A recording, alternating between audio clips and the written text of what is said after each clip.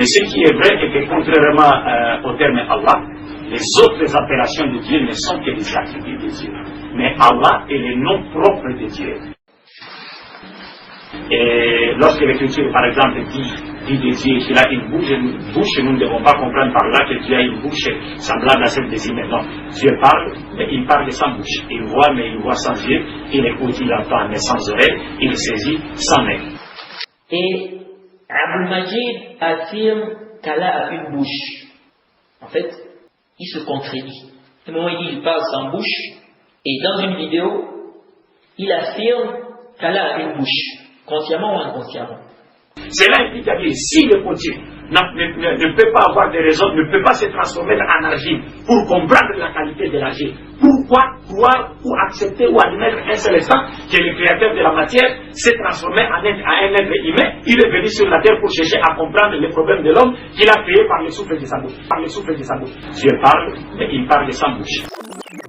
Qu'il a créé par le souffle de sa bouche. Dieu parle, mais il parle sans bouche. Abdul Majid fait comprendre que le Coran interdit l'esclavage.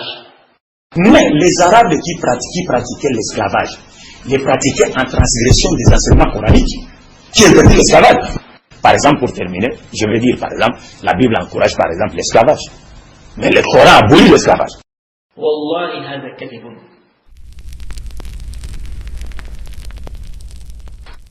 À d'autres occasions, c'est ainsi pour que l'homme ne tombe pas dans un tel également. L'islam a prévu un certain nombre de garde-fous que nous appelons dans le langage théologique islamique les branches du monothéisme ou de l'unicité de Dieu. Et ces branches sont au nombre de 4 et elles sont inséparables et se complètent les unes des autres de telle façon que négliger ou méconnaître l'une d'entre elles conduirait inévitablement plutôt au polythéisme ou à l'idolâtrie. Et ces 4 branches du monothéisme pur sont les suivantes. En premier lieu, il y a d'abord l'unicité de Dieu dans sa souveraineté. En second lieu, il y a l'unicité de Dieu dans ses attributs. Vous le savez comme moi que les attributs de Dieu sont les caractères par lesquels Dieu se distingue de ses créatures. Et en troisième lieu, il y a l'unicité de Dieu dans sa divinité, qui consiste à reconnaître que Dieu est sans rival dans sa divinité. Et il est Dieu avant comme après la création, et nul n'est égal à lui. Et enfin, la 4e branche du monothéisme pur, c'est bien l'unicité de Dieu dans sa adoration. Et là, il faut que l'homme reconnaisse, reconnaisse et atteste que Dieu est sans partenaire dans son adoration. Et que toute forme d'adoration doit être dirigée par pur amour, par reconnaissance et par devoir uniquement vers Dieu qui est créateur de toutes choses. Voilà brièvement ce que sont les 4 branches de l'unicité de Dieu dans l'islam, sans la connaissance desquelles aucune personne ne peut prétendre avoir ou détenir une vraie conception de la divinité.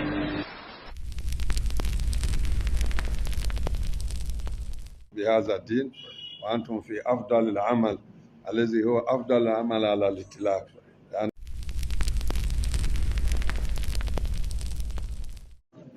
Donc c'est ça, alhamdulillah.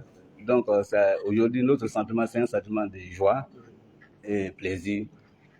Ici أنا أرى فيك يعني شخصية يعني مجاهد يعني tu prends l'image d'un mujahid.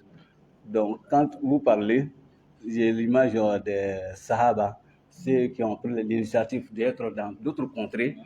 Et surtout, je me rappelle ici, Mus'ab ibn Umayr. هناك صحابي آخر Abu Darda. Et voilà pourquoi nous mettons en garde contre ces hizbis là. Ces hizbis sont des trompeurs. Ils trompent les musulmans.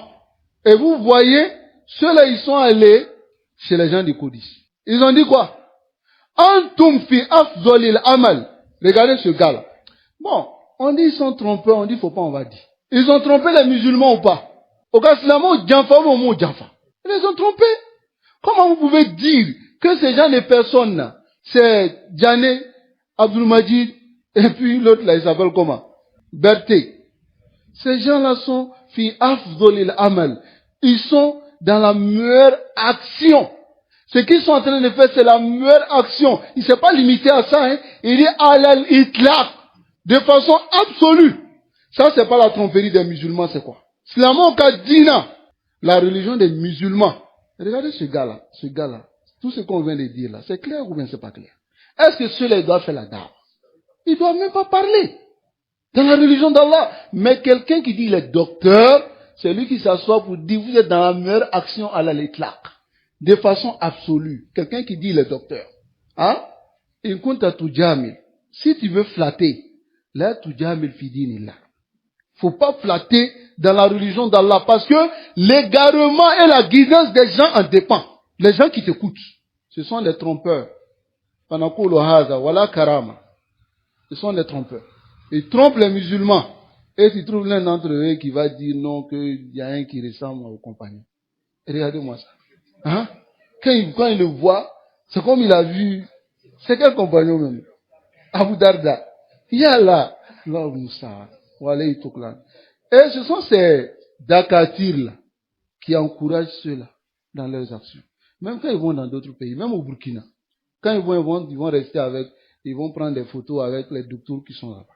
Après, quand ils sont ici, ils viennent, ils rendent visite à ces docteurs d'ici. Ah, vraiment, vous êtes vraiment en train de faire. Du coup, il y a l'autre là même, celui qui est chargé de la dawa de Codis. Il dit, je vous suis. Aouzubillah. Pourquoi ne pas être sincère avec les musulmans? Ces gens de personnes doivent parler dans la religion d'Allah. Ou vous devez lui dire, viens t'asseoir pour apprendre. Et lorsque tu vas apprendre ce qui est obligatoire sur toi d'abord. Ce qui est obligatoire sur toi maintenant, après tu vas t'étendre sur les autres et maintenant enseigner les gens. Mais on les valide, on les confirme et on dit qu'ils sont dans la meilleure action. On recherche. Ce sont les trompeurs. À la base même, vous devez d'abord laisser tous ces débats-là et bien apprendre l'islam. C'est la même chose avec la DDR, avec Diané. Apprenez d'abord bien la religion, surtout la croyance, le tawhid. Car c'est le manque de science-là qui vous emmène à dire ce genre de choses. Nous disons même plus fort qu'un musulman n'a pas le droit de ne pas croire en Jésus-Christ. Mais comme qui? Comme un envoyé de Dieu. Donc, si un musulman ne croit pas en Jésus-Christ, sa foi n'est pas complète en fait. Ah, donc vous connaissez Jésus? Oui, mais bien sûr, il est mentionné dans le Coran. Ah, donc un musulman connaît Jésus, mais attends, un musulman ne peut pas être un bon musulman s'il ne croit pas en Jésus. Nous avons un seul lieu de pèlerinage commun. Ça dit tous mais les quand musulmans. Vous dites Allah, est-ce que Allah, le nom de Dieu, Allah là, c'est effectivement le nom qu'on connaît et que le prophète paix salut de Dieu sur lui a donné? Bien sûr, il s'appelle Allah, mais il a des attributs. Il a 99 attributs, mais il a un seul nom qui est Allah. Voilà l'égarement. Un musulman qui ne croit pas en Isa, Jésus, ce n'est même pas que sa foi n'est pas complète. Sa foi est nulle. Elle n'est pas valide. Et ce n'est pas qu'un musulman ne peut pas être un bon musulman s'il ne croit pas en Isa, Jésus, mais plutôt il n'est même pas musulman s'il ne croit pas en Isa, en Jésus. Celui qui ne croit pas en Isa n'est même pas musulman, il est mécréant. Et si il a prétendu l'islam, ou s'il était musulman, ensuite il ne croit plus en Isa, il sort de l'islam. Donc ce n'est même pas que ce n'est pas un bon musulman, non, il n'est pas musulman. Parmi les fondements de la foi du musulman, le musulman doit croire en tous les prophètes. En tous les prophètes et messagers d'Allah. On doit encore appeler ça. Ça, ce sont des choses de base. On va s'arrêter ici. Bismillah. Tabaraka wa ta'ala.